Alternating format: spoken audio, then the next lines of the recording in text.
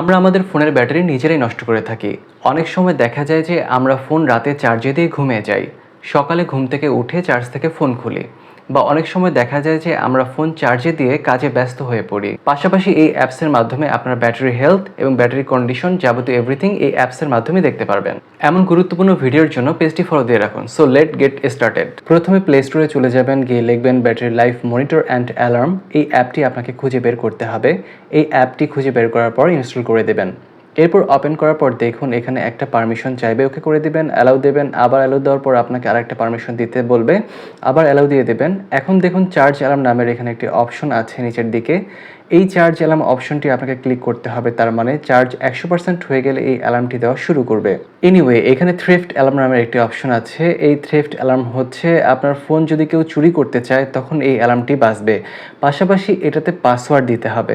এখানে ক্লিক করে set password নাও দিলে এখানে 4 ডিজিটের একটি পিন নাম্বার সেট করে দিবেন। পরবর্তীতে এই পিন নাম্বারটি আপনার কাজে দেবে। যাই হোক, এখানে দেখুন মোবাইলের তাপমাত্রা দেখাচ্ছে। এটা যত বেশি বাড়বে বুঝবেন আপনার মোবাইলের সমস্যা হতে পারে। সুতরাং বেশি তাপমাত্রা হয়ে গেলে চার্জিং অফ করে দিতে পারেন। এরকম সবকিছু মনিটর করতে পারবেন এই অ্যাপে।